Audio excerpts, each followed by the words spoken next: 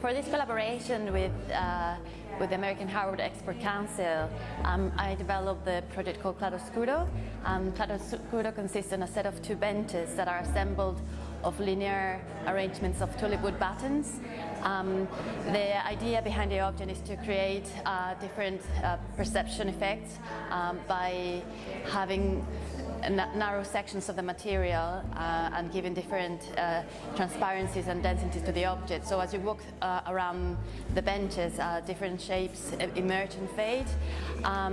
In this project I wanted to explore this idea of visual perception, but only through the use of wood on its own.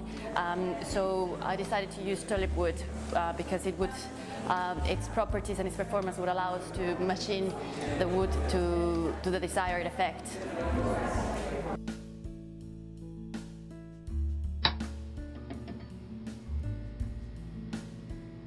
So the Shift series is basically 3 stools and a table that are made up of pentagons.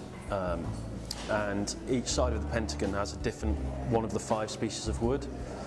And each of those species has a different angle board on each side. So they work together as a group in a cluster, but also they stack and stack in an alignment. But also as you turn them around, all the different angles of board sort of create this graphic display of different woods and different grains. So it was really approaching the aesthetic of the wood, its different colorations and how they work next to each other, really.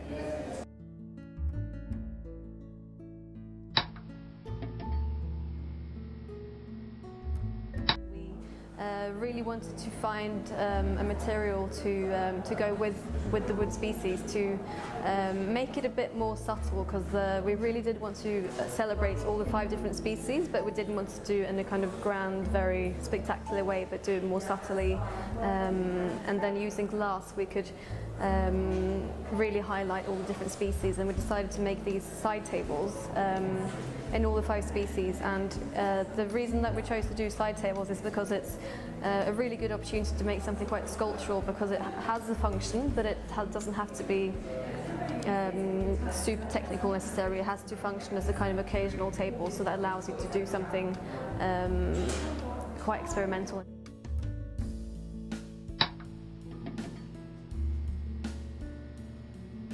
The Tulao screen is a project that I collaborated on with Peter Marigold. It's the first time that we've actually worked together.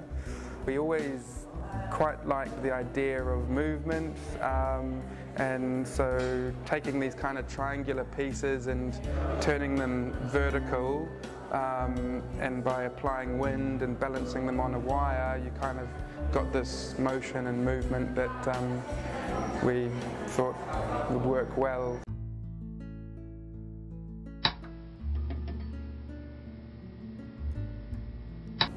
My aim was to create a family of wooden tools for the kitchen and for preparing food that would serve the needs in terms of functional usability, but at the same time be quite universal. So it leaves it up to you how to use them.